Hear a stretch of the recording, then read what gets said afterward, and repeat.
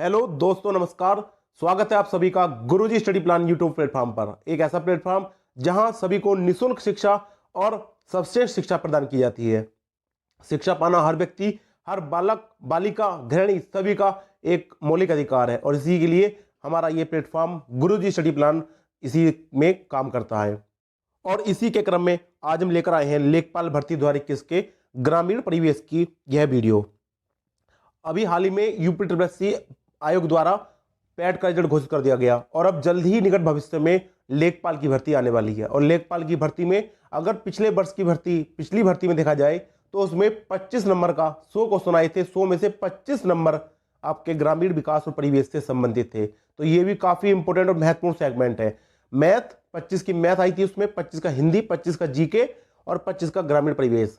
तो इसमें जो बच्चे ने अपना ग्रामीण परिवेश मजबूत और अच्छा कर लिया तो बच्चा अन्य बच्चों को फाइट में पीछे छोड़ देगा और लेखपाल की एक सीट पर अपना कब्जा जमा लेगा। और इसी लेखपाल की एक सीट के लिए हम आपको तैयारी कराएंगे ग्रामीण परिवेश की, और इतनी बेहतर तरीके से कराएंगे। कई किताबों को हमने इसमें इंक्लूड किया, कई किताबों से क्वेश्चन पिक किए हैं और उन किताबों में से जो बेहतरीन क्वेश्चन है वो हमने इसको वीडियो में रखा है। आपको चार किताब पढ़ने की कोई जरूरत नहीं है, आप सिर्फ हमारी वीडियो की सीरीज को डेली बेसिस पर देखिए, बिना स्किप किए देखिए, तो आप ग्रामीण परिवेश में बेहतर से भी बेहतर करेंगे। 25 में से 25 नंबर तक आप इसमें ले आएंगे अगर आप मेरी सभी सीरीज को देख लेते हैं, क्योंकि हमारे चैनल द्वारा इसमें बहुत ही बेहतरीन क्वेश्चनों को इंक्लूड किया गया है। और फ्रेंड्स, जो हमारे साथी इस चैनल पर नहीं है वे हमारे इस चैनल को जरूर सब्सक्राइब करें। देखिए, इस तरह के क्वेश्चन बनाने में असल में मेरा मानना यह है कि बच्चों को अगर अच्छा स्टडी मटेरियल प्रोवाइड किया जाएगा तो उनका पढ़ने में भी इंटरेस्ट ज्यादा आता है। क्या कहा? अगर अच्छा मटेरियल हो, इंटरेस्टिंग रंग बिरंगी चीजें हो, किताबें हो, तो पढ़ने में भी इंटरेस्ट ज्यादा आता है। हालांकि इसमें मेहनत ज्यादा लगती है, लेकिन हम मेहनत करने में नहीं कतराते। अगर हम मेहनत करने में नहीं कतराते तो आपका भी फर्ज बनता है कि आप भी ईमानदारी दिखाते हुए हमारी मेहनत को अप्रिशिएट करें। आपका एक लाइक, एक सब्सक्राइब और इस वीडियो का शेयर ही हमारे लिए अप्रिसिएशन है। तो आप भी ईमानदारी से दिखाइए और इस चैनल को सब्सक्राइब कीजिए। तो आइए शुरू करते हैं आज की पहली वीडियो, जिसमें ग्रामीण परिवेश के टॉप 40 क्वेश्चन इसमें हम कवर करेंगे। बहुत ही जबरदस्त क्लास होने वाली है और अब अपना कॉपी और पेन लेकर बैठ जाइए। कुछ इंपोर्टेंट फैक्ट्स भी होंगे, उन्हें भी साथ साथ नोट डाउन करते चलिएगा। तो देखिए, पहला क्वेश्चन ग्रामीण परिवेश से, जो असल में इसमें लेखपाल संबंधित भर्ती होगी तो लेखपाल को जमीन मापन का मुख्य काम होता है। तो जमीन मापने में उसको लंबाई, जो जरीब होती है उसकी लंबाइयां, उसके कितने एकड़ में कितने बीघे में कितने बिस्वा, बिंसवासी, उंचवासी, कंदमासी, ये सभी का पता होना बहुत जरूरी है। इससे सीधा क्वेश्चन बनेगा फ्रेंड्स, इससे सीधा क्वेश्चन बनेगा। आपको एक नंबर में सीधा क्वेश्चन रखा मिलेगा। तो हम इन सभी फैक्ट्स को इसमें कवर करेंगे। तो देखिए, पहला क्वेश्चन, एक बिस्वा कितने के बराबर होता है? एक बिस्वा, अब यहां बिस्वा की बात हुई है तो यहां कंफ्यूजन नहीं होना है। अगर एक बीघे को पूछ लेता क्वेश्चन में एग्जामिनर की एक बीघे में कितने बिस्वा होते हैं, तो एक बीघे में बात हो जाती 20 बिस्वे की। लेकिन इसने पूछा है एक बिस्वे में, तो इसने बीघे के का छोटा बिस्वा से भी छोटा पूछ लिया, तो एक बिस्वा में 20 बिस्वासी होते हैं। तो ऑप्शन ए इसका राइट आंसर हो जाएगा। नोट डाउन करते चलिएगा फ्रेंड्स, और साथ साथ नोट भी बनाइएगा। बहुत इंपॉर्टेंट नोट्स रहने वाले हैं आपके ये आपको अलग ही लेवल की तैयारी करा देंगे नोट्स। देखिए अगला नेक्स्ट क्वेश्चन, निम्नलिखित में से कौन सी लंबाई के मापन हेतु प्रयुक्त नहीं की जाती है? तो देखिए, क्रम भी लंबाई हेतु मापन की जाती है, जरीब आपने सुना ही होगा नाम, और पोल भी इसकी लंबाई मापन हेतु प्रयुक्त किया जाता है, लेकिन रूढ़ लंबाई हेतु प्रयुक्त नहीं की जाती। तो इसका सही आंसर हो जाएगा ऑप्शन ए, रूढ़। तो देखिए फ्रेंड्स, अगला क्वेश्चन वही आगे इसकी अभी हमने पीछे बात की, एक बीघा में कितने बिस्वा होते हैं? तो एक बीघा मैंने आपको बताया 20 बिस्वा होते हैं। तो ऑप्शन बी इसका राइट हो जाएगा, 20 बिस्वा। और एक बिस्वा, और इसका भी छोटा है बिस्वा का, तो एक बिस्वा की बात हो तो उसमें 20 बिस्वानी होते हैं। तो आपको ये जोर ध्यान रखना है, एक क्वेश्चन सीधा बनेगा, यहां से एक क्वेश्चन सीधा बनेगा और अपना नंबर आप बिल्कुल पक्का कर लेना इससे। शाहजहानी जरीब की कुल लंबाई कितनी होती है? तो देखिए फ्रेंड्स, जरीब जमीन नापने की ये जंजीरें होती हैं और इसके द्वारा जमीन नापी जाती है। एक होती है शाहजहानी जरीब और एक होती है गंटरी जरीब। तो शाहजहानी जरीब की लंबाई होती है 165 फीट, ऑप्शन सी। ये आप सीधा याद रखिएगा, सीधा फैक्ट है ये, इसमें कोई ट्रिक, कोई समझाना कुछ नहीं है, सीधा फैक्ट है, आप याद रखिएगा। शाहजहानी जरीब की कुल लंबाई 165 फीट होती है। शाहजहानी जरीब के द्वारा किया गया भूमापन क्या कहलाता है? जब हम शाहजहानी जरीब के द्वारा जमीन भूमि नापते हैं तो उसको क्या नाम दिया गया है? तो उसको नाम दिया गया है थोक-बास्ट सर्वेक्षण। ऑप्शन ए थोक-बास्ट सर्वेक्षण। गंटरी जरीब की लंबाई कितनी होती है? पीछे हमने देखी शाहजहानी जरीब और अब बात हुई है गंटरी जरीब की, तो इसका आंसर ही बता दीजिए आप। तो देखिए गंटरी जरीब की लंबाई ये इससे कुछ कम छोटी होती है, 132 फीट की गंटरी जरीब होती है। तो इसका आंसर है 132 फीट। और जिस तरह से हमने ये देखा शाहजहानी जरीब के द्वारा किया गया भूमापन थोक-बास्ट सर्वेक्षण कहलाता है, उसी तरह से गंटरी जरीब के द्वारा किया गया भूमापन कैडस्ट्रल सर्वेक्षण कहलाता है। तो आपको दोनों नाम जरूर ध्यान रख लेने हैं, थोक-बास्ट सर्वेक्षण शाहजहानी जरीब द्वारा किया गया मापन और कैडस्ट्रल सर्वेक्षण गंटरी जरीब द्वारा किया गया भूमापन, दोनों ही याद रखने हैं आपको। और अगर ये पूछ ले कि इन दोनों ही जरीबों में, जरीब असल में कुछ फ्रेंड नए होंगे गाँव से उनका लिंक कम होगा, मैं उन्हें बता दूं जरीब असल में क्या होती है, एक चैन मान लीजिए जिसमें कड़ियाँ होंगी, कड़ियाँ लगभग इसमें 9 इंच के आसपास की कड़ी होती है, इसमें 7.92 इंच की कड़ी होती है गंटरी में। ये कड़ियाँ आपस में जुड़ी होती है, जंजीर होती है, उसी तरह से मान लीजिए आप इसको। और ये जंजीर होती है लंबी और इसमें 200-200 कड़ियाँ दोनों ही जरीबों में होती हैं।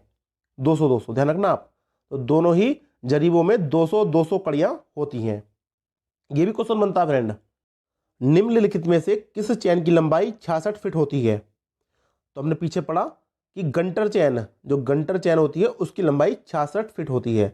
अब गंटर चैन की बात की जाए तो उसकी लंबाई 66 फीट होगी, और जरीबों की बात की जाए तो वो मैंने आपको बताया 132 फीट और 165 फीट। देखिए मैं इस वीडियो में क्वेश्चनों को इतनी बार रिवाइज करा दूंगा कि आपको ये फैक्ट वीडियो खत्म होने से पहले पहले ये पूरी याद हो जाएंगे। यही मेरी खासियत है। असल में मैं अपनी कोई बड़ाई नहीं कर रहा, असल में मैं ये चाहता हूँ कि वीडियो को इस तरह पढ़ाया जाए कि आप वीडियो को देखते देखते ही फैक्ट्स को याद कर लें। वीडियो के बाद आपको बस सिर्फ एक बार रिवीजन करना पड़े और बाकी आपको सब याद हो जाए। ऐसा नहीं कि वीडियो भी देख ली और आपको यही नहीं पता कि अभी इसमें क्या याद करना था, क्या छोड़ना था। तो मेरा ये एक पढ़ाने का तरीका है कि मैं चाहता हूँ वीडियो भी चलती रहे और साथ साथ वो फैक्ट इतनी बार रिवाइज हो जाए कि आप उसको अच्छे से याद भी कर लें। अब देखिए अगला आया क्वेश्चन, एयर मापन की एक इकाई है, एयर मापने की इकाई है, इसके द्वारा क्या मापा जाता है? लंबाई, क्षेत्रफल, आयतन, घनत्व। तो देखिए एयर द्वारा क्षेत्रफल नापा जाता है, तो आपको पता होना चाहिए एयर द्वारा क्षेत्रफल मापन की इकाई है एयर। निम्नलिखित में से कौन सा 1 एकड़ के बराबर है? तो देखिए फ्रेंड्स 1 एकड़ के बराबर 4840 वर्ग गज होते हैं। तो ऑप्शन ए इस क्वेश्चन का राइट आंसर हो जाएगा। पारंपरिक मापन इकाई चैन निम्नलिखित में से किसके बराबर होती है? अब इन्होंने पूछा है कि जो मापन इकाई चैन है, जैसे हमने पीछे देखा गंटर चैन किसके बराबर होती है, तो वो 66 फुट भी होगी, गज में पूछ ले तो 22 गज होगी, और कड़ियों की पूछ ले तो 100 कड़ियाँ होंगी।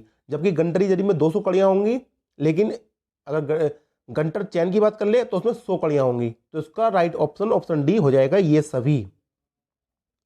बीपीएल सूची से छूटे हुए बीपीएल परिवारों को लाभ पहुंचाने के लिए कौन सी योजना प्रारंभ की गई थी? तो ये शुरू की गई थी समाजवादी पेंशन स्कीम। बीपीएल से जो परिवार छूट गए थे उनको फिर से शामिल किया गया समाजवादी पेंशन स्कीम द्वारा। देखिए फ्रेंड्स अभी हम तक हमने लेखपाल के भूमि मापन से संबंधित क्वेश्चन देखे। अब इसमें ग्रामीण परिवेश में काफी विस्तृत है। ग्रामीण परिवेश में देखिए भूमापन तो आएगा ही, साथ में इसमें योजनाएं भी आएंगी, पुरानी योजनाएं जो चली हैं वो भी आएंगी, और साथ में जो वर्तमान में चल रही हैं वो ही पूछी जाएंगी। और साथ ही साथ इसमें यूपी विशेष भी क्वेश्चन जरूर आएंगे। काफी बड़ा इसका सिलेबस है, तो इसमें यूपी विशेष भी आएगा। तो यूपी विशेष के भी जो इंपोर्टेंट क्वेश्चन है मैं उनको इसमें कवर कराऊंगा। और चौथा इसमें जनगणना से भी क्वेश्चन बनेंगे, तो जनगणना भी आपको कवर करना है। और जनगणना आपका जो जीके आएगा इसमें 25 नंबर का, अगर हम प्रीवियस भर्ती की बात करें जिसमें पेपर पैटर्न था, अगर उसी तरह इस बार पैटर्न बना तो उसमें जीके भी आएगा। तो जीके में भी जनगणना आपका एक से कहिए कि साथ साथ टॉपिक कवर हो जाएगा। तो इसमें मैं आपको 4 चीजें तो कम से कम पढ़ा के साथ चलूंगा।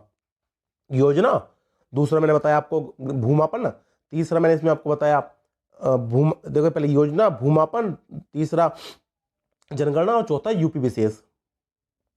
अब देखिए यूपी विशेष का क्वेश्चन आ गया, उत्तर प्रदेश में प्रमुख रेल इंजन संयंत्र कहां पर है? तो उत्तर प्रदेश में ये मुगलसराय क्षेत्र में है, तो ऑप्शन सी। और ये आपको सीधे याद रखने हैं। देखिए इनमें कोई फैक्ट कोई ट्रिक नहीं होती, आप सीधा इनको याद रखिएगा कि उत्तर प्रदेश में रेल इंजन मुगलसराय क्षेत्र में है। किस मंडल को विश्व के उत्कृष्ट कालीन उद्योगों का केंद्र माना जाता है? तो सबसे ज्यादा विश्व के बेहतरीन जो बनते हैं ना कालीन, वो अपने यूपी के मिर्जापुर मंडल है। मिर्जापुर मंडल में सबसे बेहतर क्वालिटी के कालीन बनते हैं, तो आप इसको भी ध्यान रखिएगा। एक ग्राम पंचायत में महिलाओं के लिए कितने प्रतिशत पद आरक्षित होने चाहिए? हालांकि फ्रेंड्स मेरी आज कुछ तबीयत खराब है, कल से खराब है। मैंने कल भी वीडियो शूट करी, आज भी कर रहा हूँ क्योंकि एग्जाम काफ़ी नज़दीक है। एक तो मेरे यूपी टेट के लिए भी एक कर रहा हूँ, दूसरा लेखपाल के लिए भी वीडियो मुझे शूट करनी हो रही है। लेकिन तबीयत डाउन है तो आप थोड़ी सा आवाज़ मेरी हो सकती है साफ ना आए, तो आप मैनेज कीजिएगा। जल्दी तबीयत ठीक हो जाएगी तो मेरी आवाज़ भी आपको अच्छी करके वीडियो में मिलने लगेगी। तो देखिए क्वेश्चन है, एक ग्राम पंचायत में महिलाओं के लिए कितने प्रतिशत पद आरक्षित होने चाहिए? तो ये है 33%। 33% पद ग्राम पंचायतों में महिलाओं के लिए आरक्षित किए गए हैं। ब्रिटिश शासन के दौरान उत्तर प्रदेश में भूमि पंजीकरण किस अधिकारी द्वारा किया जाता था? तो ये काम किया जाता था लेखपाल द्वारा। ऑप्शन डी, ब्रिटिश शासन के दौरान लेखपाल भूमि पंजीकरण का कार्य करता था। मध्याह्न भोजन कार्यक्रम मिड डे मील, जिसका भी हाल ही में नाम भी चेंज हुआ है और इसका पीएम राष्ट्रीय पोषण मिशन इसका नाम कर दिया गया है। ये भी आपको ध्यान रखना है, बहुत ही इंपॉर्टेंट है, काफ़ी इंपॉर्टेंट स्कीम है भारत सरकार की। और साथ ही साथ इसका भी नाम चेंज करके मिड डे मील का नाम पीएम राष्ट्रीय पोषण मिशन कर दिया गया है। के अंतर्गत मध्याह्न भोजन के पकाने, परोसने और उपभोग करने में स्वच्छता का ध्यान रखने के लिए जांच पड़ताल कितने कितने समय पर करते रहना चाहिए? उसकी आवृत्ति क्या होनी चाहिए? तो देखिए भोजन है और अगर भोजन की जांच हम डेली करेंगे तो ही तो हम उसको सफाई से बच्चों को उपलब्ध करा पाएंगे और बच्चे उसको खा के स्वस्थ रहेंगे, और स्वस्थ रहेंगे तो उनका मानसिक विकास होगा और अच्छी पढ़ाई करेंगे। तो इसलिए इसकी राइट आंसर हो जाएगा दैनिक। दैनिक स्तर पर उसकी साफ सफाई, पकाना परोसना सबका जांच पड़ताल की जानी चाहिए। उत्तर प्रदेश में किस वर्ष मनरेगा प्रारंभ किया? यूपी की बात और मनरेगा का क्वेश्चन ना आए ऐसा यूपीएससी में होता ही नहीं। तो देखिए ये क्वेश्चन भी इसमें आ गया। तो यूपी में मनरेगा, देखिए इसमें कुछ फैक्ट बता देता हूँ आपको। मनरेगा यूपी में 2006 में शुरू हुआ था, प्रथम चरण। ये क्वेश्चन भी देखिए, अगर एग्जामिनर के मन में ये आ गया पेपर टफ बनाना है तो वो ये नहीं पूछेगा कि यूपी में मनरेगा कब शुरू किया गया, और कई स्टूडेंट ये याद कर जाएंगे कि यूपी में मनरेगा कब शुरू किया गया। लेकिन अगर उसने एग्जामिनर ने क्वेश्चन टफ बनाया, और देखिए आपके फाइट भी आपकी अच्छे, मतलब कह सकते हैं कि जिनके मार्क्स ऊपर के टॉप, लगभग मान लीजिए 2 से 2.5 लाख बच्चे कॉल होंगे। फार्म में तो सबके भरे जाएंगे लेखपाल में, लेकिन ऊपर के 2 से 2.5 लाख लोगों को ही कॉल होगी एग्जाम की। मेन एग्जाम जो होगा लेखपाल का, तो 2 से 2.5 लाख लोग बैठेंगे और वो सभी ऊपर के टॉप बच्चे होंगे जिनकी हाई मेरिट है। तो उनमें आपका कंपटीशन तगड़ा होने वाला है और उस कंपटीशन को, टफ कंपटीशन को आपको बीट करना है, और बीट करने के लिए आपको कुछ एक्स्ट्रा ऑर्डिनरी पढ़ना होगा। और उसके लिए मैं आपको वो एक्स्ट्रा ऑर्डिनरी सब कुछ पढ़ाऊंगा। बस आप मुझ पर विश्वास करिए और मेरे साथ लगे रहिए। बिल्कुल आपका मैं लेखपाल का एक सीट आपको दिलवा दूंगा, आपको लेखपाल बनवा दूंगा बिल्कुल। तो आप मेरे साथ लगे रहिए। तो देखिए इन्होंने पूछा उत्तर प्रदेश में किस वर्ष मनरेगा प्रारंभ किया गया, तो सीधा क्वेश्चन है तो इसको तो आंसर सीधा कर देंगे 2006 में। लेकिन अगर क्वेश्चन टफ हो गया तो पूछ सकता है कि मनरेगा यूपी में कितने चरणों में शुरू किया गया? तो देखिए 3 चरणों में शुरू किया गया। अब वो पूछ ले कौन कौन से चरण, अब पूछे दूसरा कब शुरू किया गया, तीसरा कब शुरू किया गया, तो आप ये भी नोट डाउन करिए। देखिए पहला चरण तो शुरू किया गया 2006 में, दूसरा शुरू किया गया 2007 में, और तीसरा और अंतिम चरण शुरू किया गया 2008 में। तो ये तीनों ही आपको याद होने चाहिए। यूपी में 3 चरणों में मनरेगा शुरू की गई, और इसमें 2006 में, 7 में और 8 में 3 चरणों में 3 सनों में शुरू की गई। राष्ट्रीय ग्रामीण पेयजल कार्यक्रम NRDWP, national rural drinking water programme के अंतर्गत 2022 तक देश में हर ग्रामीण व्यक्ति को उनके घरेलू परिसर में या उनके घरों से क्षैतिज या ऊर्ध्वाधर दिशा में 50 मीटर की दूरी से कम पर कितने लीटर प्रति व्यक्ति प्रतिदिन पेयजल उपलब्ध होना चाहिए? काफी लंबा क्वेश्चन हो गया, सीधे समझा देता हूं कि राष्ट्रीय ग्रामीण पेयजल कार्यक्रम के तहत प्रत्येक ग्रामीण व्यक्ति को, देश के प्रत्येक ग्रामीण व्यक्ति को जहां वो रह रहा हो, चाहे वो क्षैतिज रूप में रह रहा हो कि भाई एक एक करके घर बने हुए लंबे लंबे, या फिर वो ऊंची ऊंची बिल्डिंग बन गई हो कहीं तीसरे चौथे माले पर रह रहा हो फ्लैट में, तो उसे उसके रहने की जगह से 50 मीटर की दूरी तक 100 लीटर जल, इसमें आएगा 70 लीटर जल, इसमें क्वेश्चन होगा 70 लीटर जल उसको उपलब्ध होना चाहिए प्रतिदिन।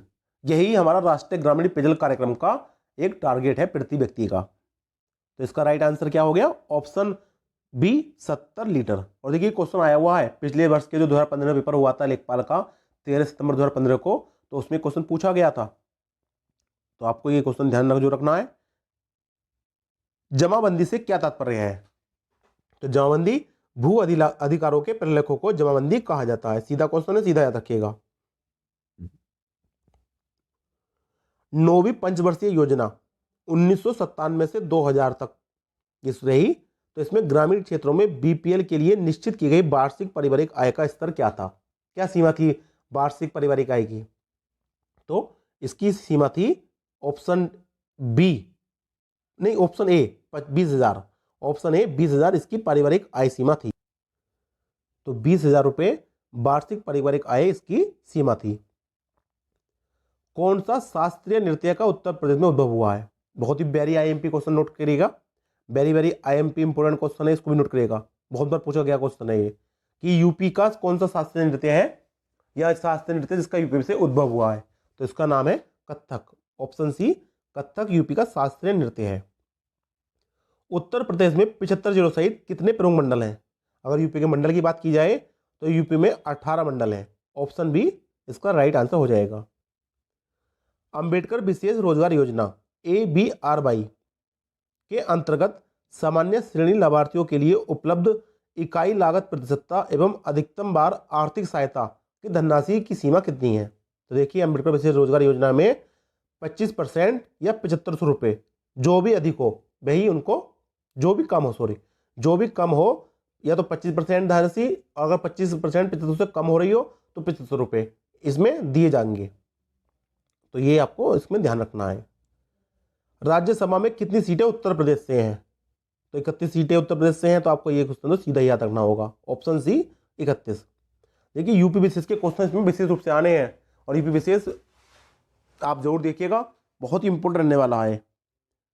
भारत की जनगणना 2011 के अनुसार उत्तर प्रदेश का प्रति वर्ग किलोमीटर जनसंख्या घनत्व क्या है? तो देखिए जनगणना का क्वेश्चन हो गया ये, तो 829 यूपी का प्रति वर्ग किलोमीटर जनसंख्या घनत्व है, 829। जरीब सर्वेक्षण में क्षेत्र को किस ज्यामितीय आकृति में बांटकर नापना आसान होता है?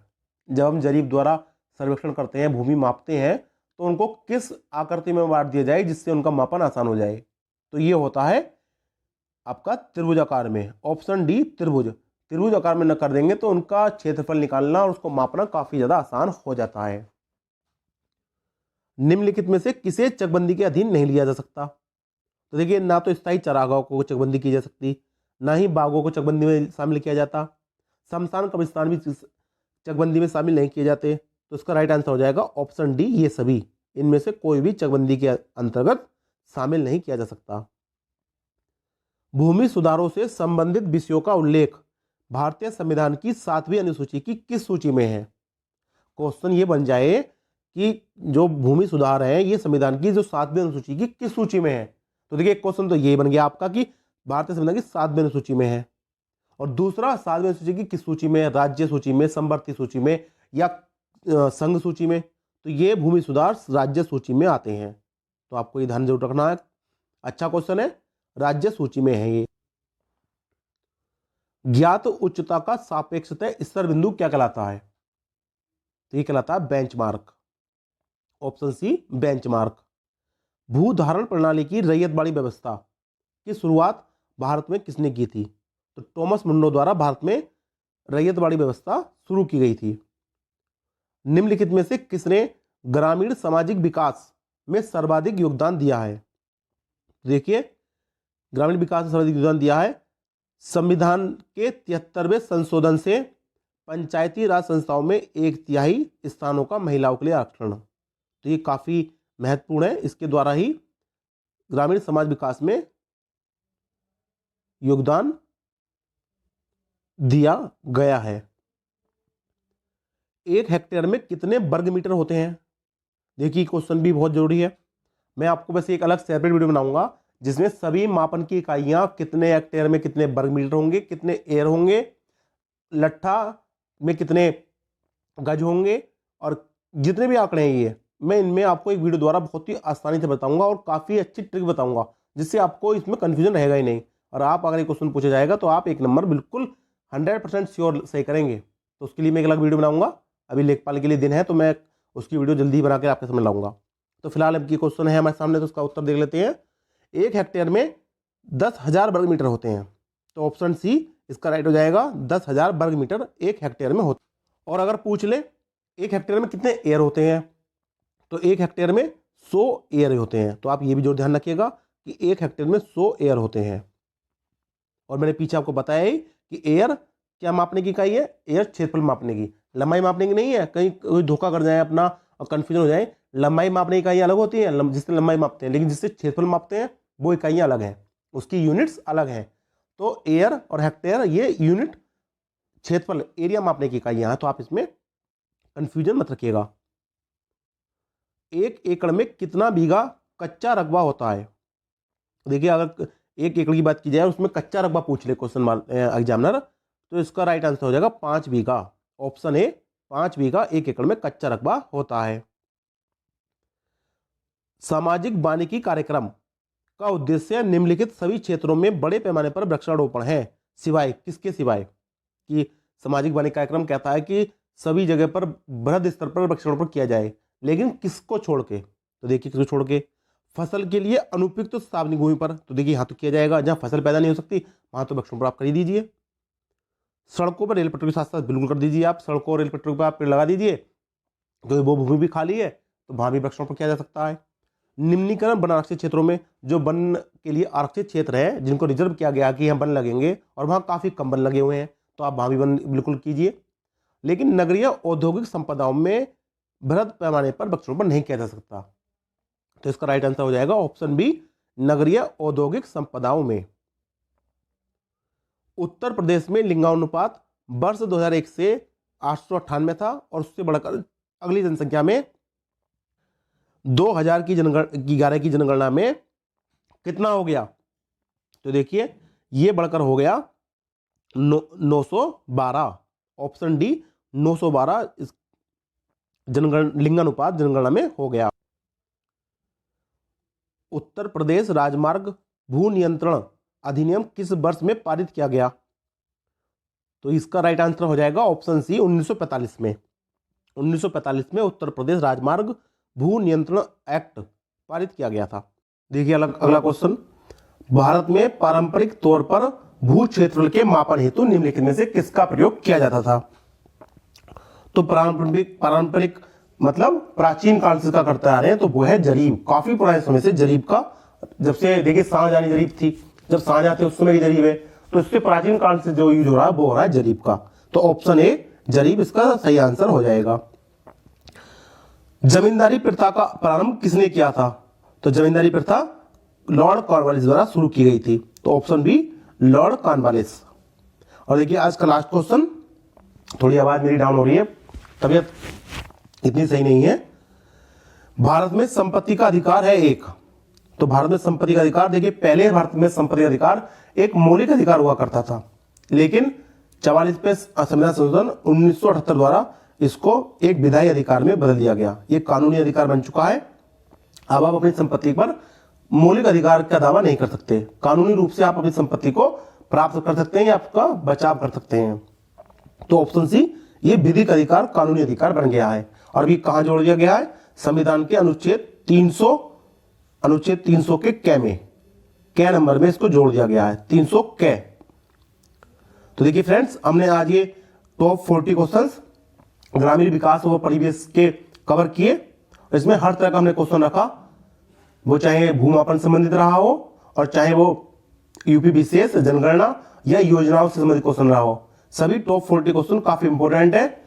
और अगर कोई क्वेश्चन पर आपको डाउट हो तो एक बार वीडियो रिवाइंड जरूर देख लेगा। हालांकि मुझे उम्मीद है कि आपको ये क्वेश्चन काफी ज्यादा अच्छी तरीके से याद भी हो गए होंगे, लेकिन अगर आपको लगता है कि थोड़ा डाउट है तो आप एक बार जरूर देख लीजिएगा रिवाइंड करके, और क्वेश्चन आप पूरी अच्छी करके तैयारी कर लीजिए। क्योंकि देखिए ना, आप ये सीरीज हम पूरी करेंगे तो इसमें से काफी क्वेश्चन, इस सीरीज में से काफी क्वेश्चन आएंगे। हालांकि आज की पहली वीडियो है, लेकिन इसमें काफी क्वेश्चन आएंगे। और अगर आपको वीडियो अच्छी लगी हो तो इस वीडियो को लाइक जरूर कीजिएगा और इस वीडियो को अपने फ्रेंड्स के साथ शेयर भी कीजिएगा और हमारी मेहनत को अप्रिशिएट कीजिए और चैनल को सब्सक्राइब भी कीजिए। तो मिलते हैं आपसे नेक्स्ट वीडियो में, तब तक के लिए गुड बाय, जय हिंद, जय भारत।